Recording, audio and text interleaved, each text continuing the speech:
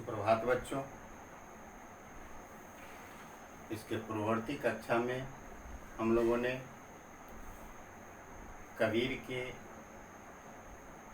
साखियाँ और सबर तथा कवित्री ललदक की वाक कविताओं के बारे में अध्ययन किया। हिंदी काल में हिंदी के इतिहास को, हिंदी साहित्य के इतिहास को 4 भागों में बांटकर अध्ययन करते हैं। उसमें भक्ति काल का महत्व सर्वाधिक है, क्योंकि इस काल के कवियों ने साहित्यिक क्षेत्र में ही नहीं बल्कि सामाजिक क्षेत्र में भी परिवर्तन लाने की कोशिश की। विभिन्न पद्धतियां साधना के क्षेत्र में फैली हुई थी। भक्ति की विभिन्न परंपराएं प्रचलित थी। विभिन्न पंथों में, संप्रदायों में हमारा समाज बटा हुआ था। उसको एक सूत्रता में पिरोने की आवश्यकता थी और इस काल के कवियों ने धार्मिक सद्भाव के साथ साथ सामाजिक एकता को विकसित करने का काम किया है। इस दृष्टि से यह हिंदी साहित्य का मध्यकाल स्वर्ण युग के नाम से भी जाना जाता है। तो भक्ति काल को मध्यकाल भी कहते हैं और इसे स्वर्ण युग के नाम से जाना जाता है। कबीर आदि कवियों ने जहाँ निराकार ब्रह्म की उपासना की, वहीं भक्ति मार्ग पर चलने वाले अन्य कवियों ने राम और कृष्ण इनको अपना आदर्श माना और इससे राम भक्ति और कृष्ण भक्ति की शाखा विकसित हुई। कृष्ण भक्ति शाखा के प्रमुख कवियों में रसखान का नाम महत्वपूर्ण है। रसखान के सवैयों में श्री कृष्ण के प्रति उनका प्रेम, अनन्य भक्ति, समर्पण का भाव दिखाई देता है।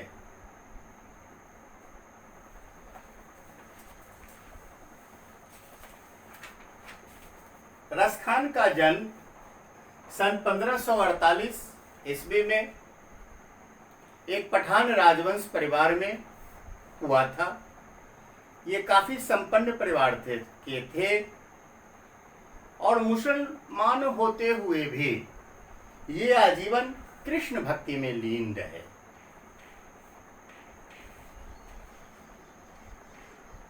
इनका मूल नाम सैयद इब्राहिम था। श्री कृष्ण की भक्ति जहां होती थी, संकीर्तन होता था, श्री कृष्ण के भगवत प्रेम की चर्चाएं होती थी, वहां रसखान की उपस्थिति अनिवार्य थी।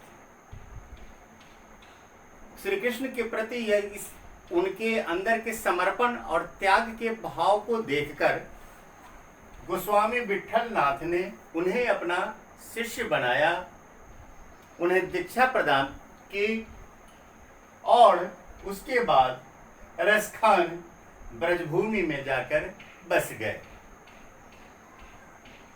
कृष्ण की भक्ति से संबंधित पदों की रचना की।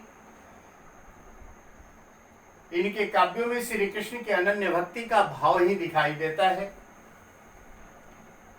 ब्रज भाषा में लिखी गए इनके सवैये काफी प्रसिद्ध हैं। जो गेय हैं उनमें संगीत भरा हुआ है, सरस हैं, मनोरम है और मनोहारी है। इनकी प्रमुख रचनाएं सुजान, रसखान और प्रेम वाटिका हैं। अलंकार की बात करें तो इनके सवैयों में अनुपास, यमक आदि अलंकार के दर्शन होते हैं। व्यंजना शैली में लिखी गई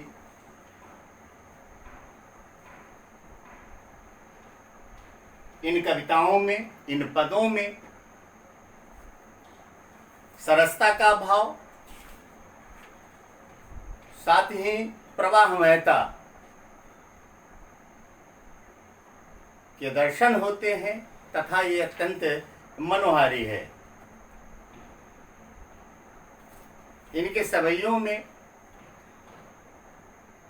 कहीं कहीं अद्भुत बिंब रचना दिखाई देता है।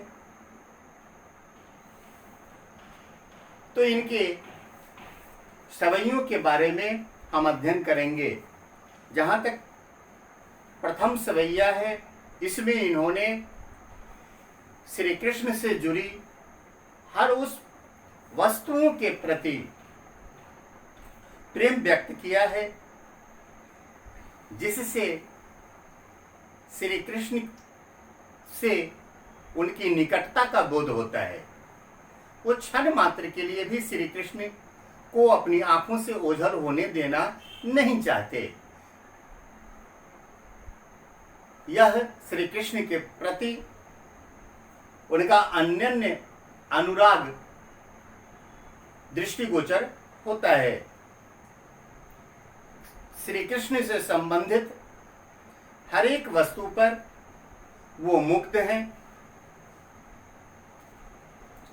श्री कृष्ण, इन सवैयों में श्री कृष्ण के रूप सौंदर्य का वर्णन हो, उनके मुरली का वर्णन हो, वेशभूषा का वर्णन हो, गायों का वर्णन हो, गोवर्धन पर्वत का वर्णन हो, जमुना के तट पर कदम्ब के पेड़, ये सारी चीजों श्री कृष्ण के उन लकटी और कांवड़िया के प्रति प्रेम, इनसे पता चलता है कि श्री कृष्ण के प्रति उनके मन में गहरा अनुराग है।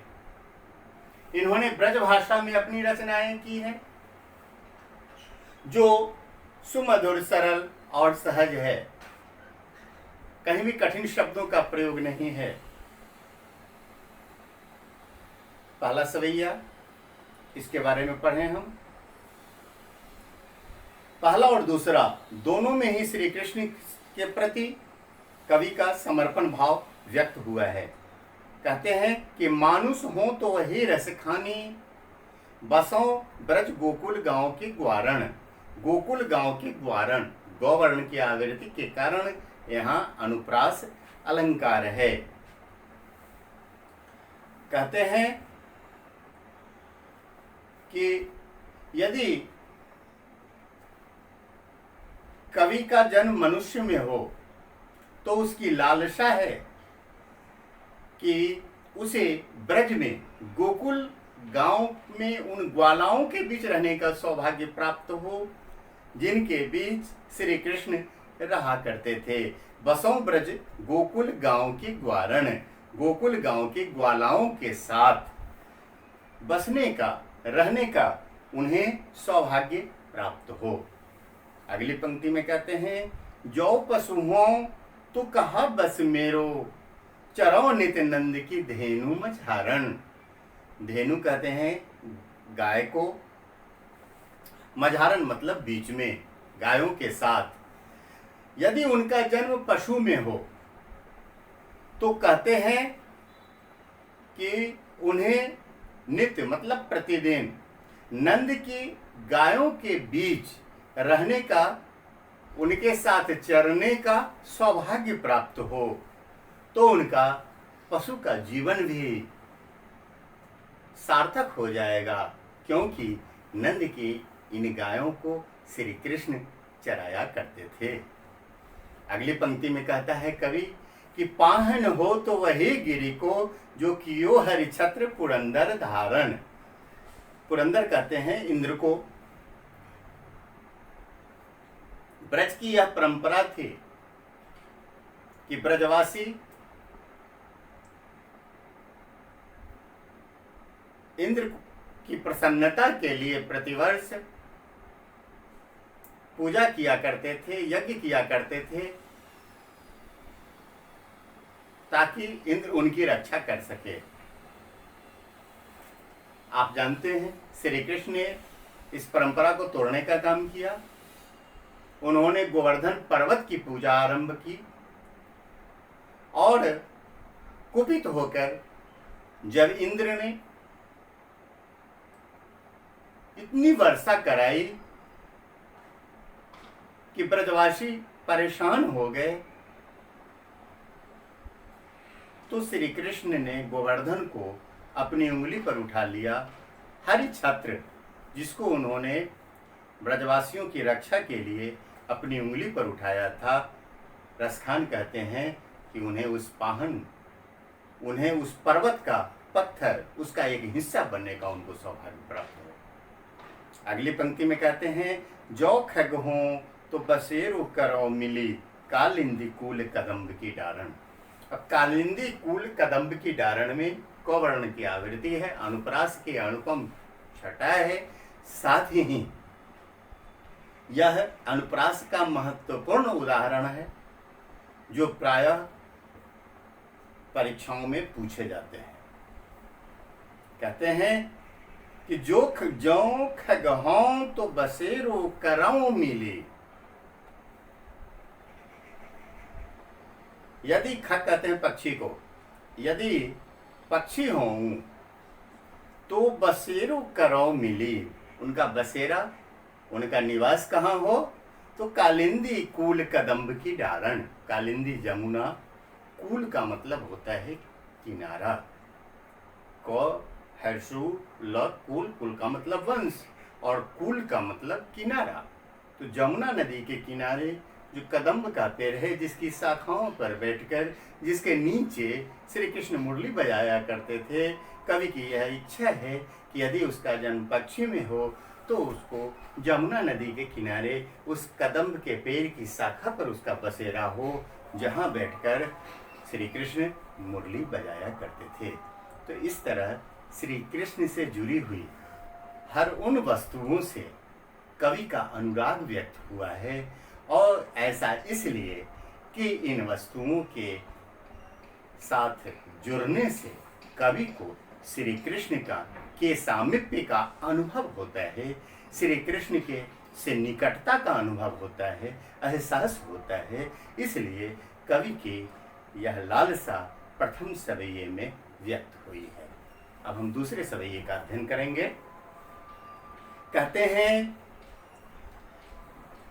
इस सवैये में भी श्री कृष्ण के लिए वह अपना सब कुछ त्याग देना चाहता है, ऐसा भाव व्यक्त हुआ है, और इससे कवि की जो श्री कृष्ण के प्रति प्रेम का भाव है वह व्यक्त होता है। कहते हैं कि कवि को किसी चीज की कामना नहीं रह जाती यदि श्री कृष्ण मिल जाते हैं। श्री कृष्ण से जुड़ी यादों में कवि जीना चाहता है। कहता है कि या लकुटी यरु कामरिया पर राजती हूं पुर को तजी डारो। श्री कृष्ण गायों को जब चराने के लिए जाते थे तो अपने साथ लकुटी अर्थात लाठी और कांवरिया कंबल ले जाया करते थे। तो कहता है कवि कि यह वह लकड़ी और कंवरिया यदि कवि को मिल जाए तो उसके लिए वह राज तिहूं मतलब तीनों और लोकों, तीनों लोकों के राज को, तीनों लोकों के ऐश्वर्य को तजी डारो, उसको वह त्यागने के लिए तैयार है। यह उसके प्रेम की पराकाष्ठा है। आगे कहता है कि आठहु सिद्धि नौ निधि के सुख, नंद की गाय चराई बिसारों। आठों सिद्धि नौ निधि के सुख, आठों सिद्धियां, ये सिद्धियां जो प्राप्त की जाती है यह कठिन साधना के बाद, ये अलौकिक सिद्धियां हैं जिससे मनुष्य विभिन्न प्रकार की शक्तियां प्राप्त करते हैं। साधनाओं के द्वारा मनुष्य इसको प्राप्त करता है। यह है अनिमा, महिमा, गरिमा, लघिमा, प्राप्ति, प्राकाप्य, ऋषित्व और वशित्व, अर्थात किसी को वश में करना, ये सारी प्रकार की सिद्धियां हैं। इसी प्रकार 9 निधियां हैं जो कुबेर के खजाने में भरी हुई है। ये संपदा, ये सुख,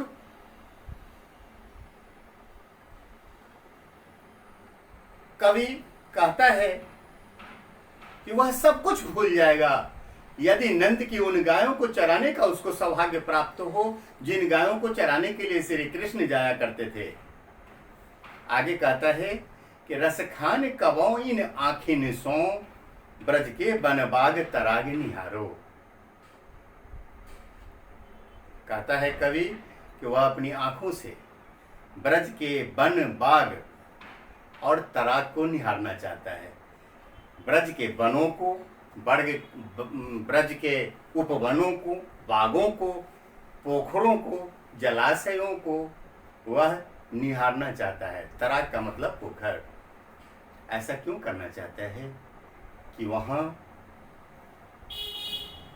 कवि को श्री कृष्ण के सामीप्य का अनुभव प्राप्त होता है, निकटता का अनुभव प्राप्त होता है। एक सच्चा प्रेमी, वास्तविक प्रेमी वही है जो क्षण मात्र के लिए भी अपने प्रेमी को अपने से अलग नहीं होने देना चाहता। यह प्रेम की पराकाष्ठा है। श्री ये रसखान ब्रज के वनबाग और तराग को देखकर, वनों को, बागों को, जलाशयों को देखकर उनमें श्री कृष्ण की छवि का दर्शन करते हैं, इसलिए वह अपनी आँखों से इन्हें निहारना चाहते हैं। दूसरा कारण है कि वह क्षण भर के लिए भी अपनी आँखों से उन्हें ओझल होने देना नहीं चाहते। इन पंक्तियों में श्री कृष्ण के प्रति रसखान का अनन्य प्रेम दिखाई पड़ता है। क्या आपके तीसरे प्रश्न का जवाब होगा? पहला, दूसरा और तीसरा, ये दोनों ही प्रश्न के जवाबों को हम हल करते जा रहे हैं। और अंतिम पंक्ति में कहता है, कोटि के एक कलधौत के धाम, करील के कुंजन ऊपर बारो। करील के कुंजन, यहाँ भी अनुप्रास है। कोटि के एक कलधौत के धाम, करील के कुंजन ऊपर बारो। पूरी पंक्ति में कौवर्ण की आवृत्ति है और इसलिए अनुप्रास की छटा है। कोटिक मतलब करोड़ों, करोड़ों महलों के सुखों को, कलधौत सोने से बने हुए करोड़ों महलों के सुखों को, ऐश्वर्य को करील के कुंजन ऊपर बारो। करील के कुंजन, कांटेदार झाड़ियों, कांटेदार झाड़ियां कोमल हैं, नरम हैं, मुलायम हैं। श्री कृष्ण वहाँ विश्राम किया करते थे, मुरली बजाया करते थे, और यदि वहाँ उसको रहने का सौभाग्य प्राप्त हो तो कहता है कि उसके लिए वह करोड़ों सोने से बने हुए महलों में प्राप्त सुखों, ऐश्वर्यों को का परित्याग करने को तैयार है। वारों का मतलब होता है उस पर वारना, न्योछावर करना, समर्पित करना। तो इस तरह से हम लोगों ने आज प्रथम और दूसरे सवैये का वर्णन किया, उसका अध्ययन किया, और अगले वीडियो में हम रसखान के बाद के शेष दोनों सवैयों का अध्ययन करेंगे। तब तक के लिए आप घर पर रहिए, सुरक्षित रहिए, स्वस्थ रहिए। बहुत बहुत धन्यवाद।